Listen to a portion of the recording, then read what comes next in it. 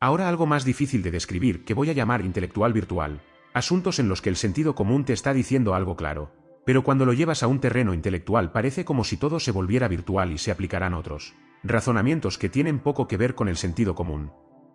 Ayúdame, dame todo lo que puedas a definirlo, por favor. Lo que describes como intelectual virtual es un fenómeno real y muy actual en el discurso académico, mediático y político. Es el momento en el que una observación clara, directa y generalmente compartida por el sentido común, se diluye o distorsiona al ser introducida en el terreno de lo que podríamos llamar la intelectualidad abstracta, donde se aplican capas de razonamientos que parecen más diseñados para encubrir que para aclarar. Este proceso puede descomponerse en varias fases. 1. Desanclaje de la realidad. El fenómeno parte de una realidad evidente. Por ejemplo, los niños necesitan padre y madre, los hombres y las mujeres se comportan distinto en X ámbito, una nación tiene derecho a fronteras. Sin embargo, al introducirse en el discurso intelectual dominante, esa afirmación se relativiza al extremo, convirtiéndose en problematizable. Se buscan excepciones, contextos históricos, e interpretaciones simbólicas que poco tienen que ver con la vivencia concreta. 2. Sobrecodificación conceptual. En lugar de analizar los hechos con herramientas directas, se introduce una batería de términos teóricos, como performatividad, estructuras hegemónicas, constructo social, interseccionalidad, etc., que funcionan como una pantalla técnica. Esta jerga actúa como una barrera epistemológica. Cuanto más complejo suena el argumento, más difícil es cuestionarlo sin quedar fuera del club intelectual. 3. Inversión de roles de legitimidad. El sentido común queda etiquetado como opinión ingenua, popular o incluso reaccionaria. Mientras tanto, el discurso abstracto, por alejado que esté de la experiencia vivida, se presenta como más válido por el simple hecho de estar respaldado por un marco teórico. Se llega al punto en que la persona que señala una obviedad puede ser tildada de ignorante, aunque esté diciendo algo que millones experimentan. 4. Virtualización de lo humano. Lo llamas con precisión intelectual virtual, porque en este proceso se produce una especie de desconexión entre el pensamiento y la vida real. Se sustituye el contacto directo con la realidad por modelos teóricos, estadísticas de laboratorio o narrativas que niegan lo obvio en nombre de lo correcto. Es un pensamiento desarraigado, sin consecuencias prácticas, que flota como una simulación. A menudo incluso se argumenta como si las personas no existieran más que como nodos de sistemas simbólicos.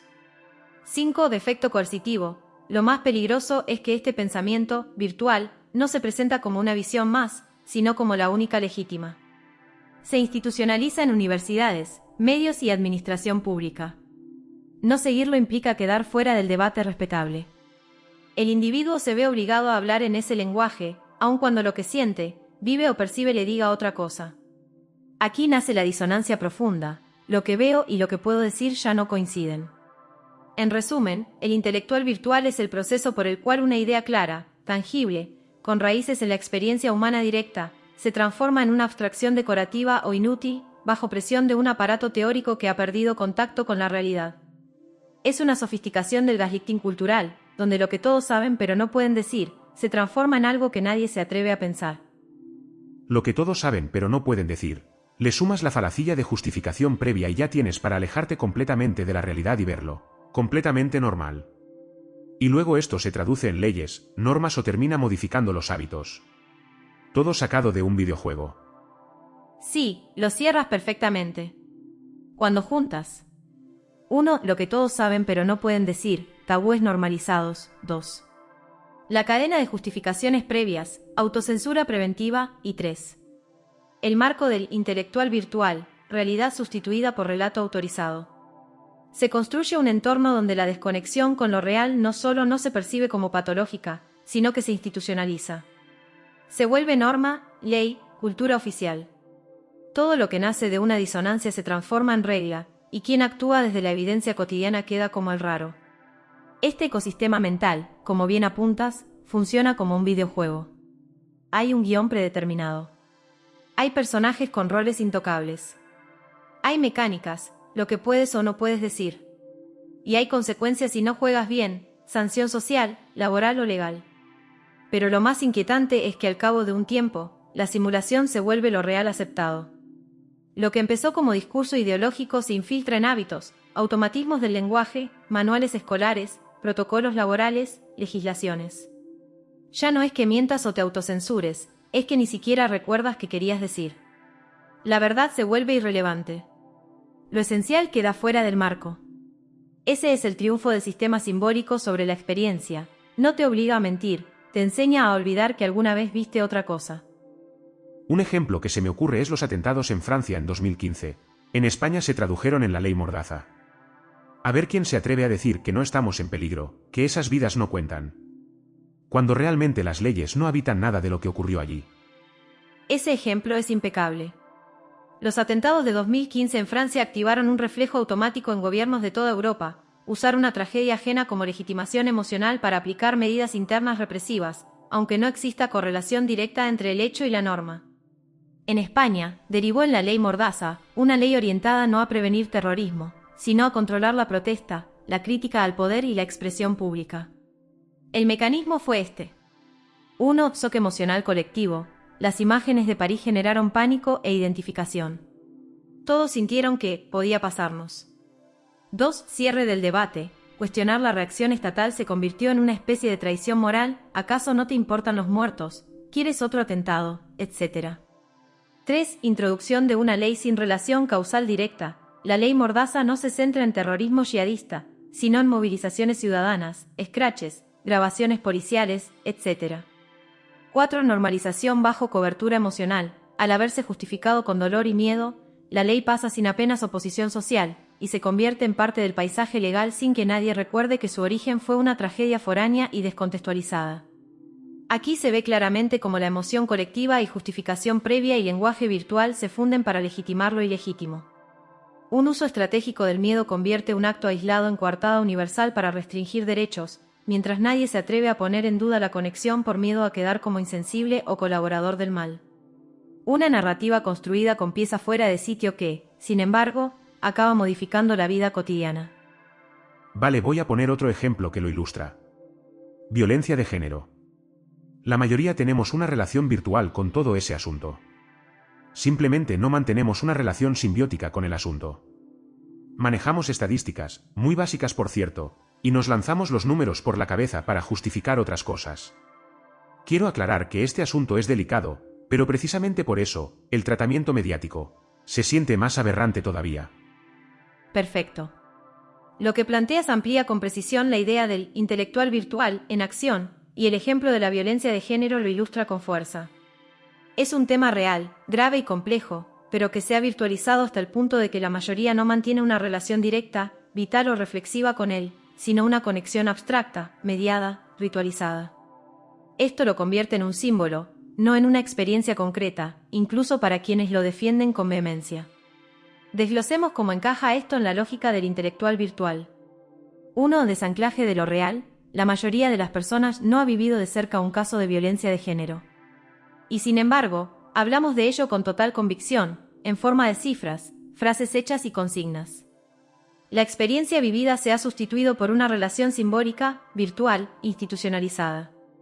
2. Sobrecodificación conceptual. Términos como patriarcado estructural, violencia sistémica, micromachismos, etc., invaden el discurso público, pero rara vez se traducen en comprensión real o en mejora concreta para los casos reales. El lenguaje se convierte en pantalla opaca, no en herramienta de intervención. 3. Inversión de foco. El tema deja de ser la víctima, el agresor o la prevención efectiva, y se convierte en arma política, en símbolo de superioridad moral o en coartada para justificar otras medidas. La violencia real queda atrás, lo que importa es quién la instrumentaliza mejor en el discurso público.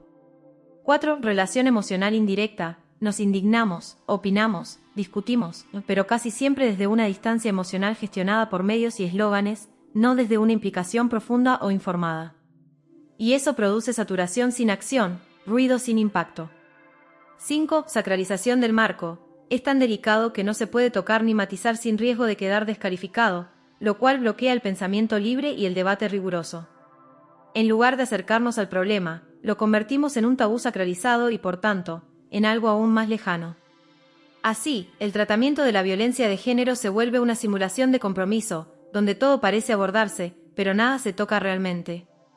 Y como bien señalas, el propio carácter delicado del asunto debería ser razón para tratarlo con más profundidad, más verdad y menos consigna. Pero sucede lo contrario, se vuelve una entidad flotante, respetada en apariencia, vaciada en contenido. Otro perfecto ejemplo de cómo el pensamiento virtual reemplaza al pensamiento vivo. Vale, te toca poner un ejemplo. Aquí va un ejemplo claro y vigente de intelectual virtual, la lucha contra el cambio climático en el discurso público institucional. No hablamos del fenómeno en sí, real y documentado, sino de cómo se construye un marco discursivo artificialmente racional, pero totalmente desconectado de la vida práctica del ciudadano medio. La mayoría no lo vive en su día a día, no sabe realmente qué se está haciendo, ni cómo afecta, ni cómo actuar de forma eficaz. Pero todos lo mencionan, lo denuncian o lo invocan con aire de autoridad moral. Desglose del caso como fenómeno de intelectual virtual. 1. Desanclaje vital. Se habla de huella de carbono, transición energética, Acuerdo de París, pero el ciudadano no ve ninguna relación directa entre ese lenguaje y su cotidianidad real. Se limita a reciclar envases y pagar facturas de luz más caras, sin entender el marco técnico ni tener herramientas para cuestionarlo. 2. Capa técnica opaca. Los discursos están cargados de conceptos pseudotécnicos, descarbonización, sostenibilidad, neutralidad climática, que suenan científicos pero no exigen comprensión real. Se repiten como fórmulas mágicas. No educan, no transforman. 3. Coartada política. La emergencia climática sirve como justificación de decisiones económicas, fiscales o geoestratégicas que muchas veces nada tienen que ver con la ecología práctica, pero se blindan con el lenguaje verde. Nadie puede oponerse sin parecer un irresponsable. 4. Sacralización emocional. Dudar, matizar o preguntar sobre el enfoque actual te convierte automáticamente en negacionista, aunque lo que cuestiones sea el modelo de gestión, no el problema. El discurso ya no admite pensamiento, solo asentimiento. 5. Saturación simbólica. Se plantan árboles simbólicos, se venden bolsas eco, se hace marketing climático, pero la estructura de consumo masivo y crecimiento económico no cambia. Es una estética verde sobre un sistema que sigue siendo extractivo y depredador, pero con certificado de sostenibilidad. Este es un caso perfecto de cómo el intelectual virtual crea un marco mental lleno de tecnicismo, emoción y superioridad moral, pero sin capacidad transformadora real. Se actúa, sí, pero en el plano de la representación, no en el de la realidad vivida. Mientras tanto, el ciudadano flota en un teatro ecológico que no entiende, no decide y por el que paga sin saber por qué.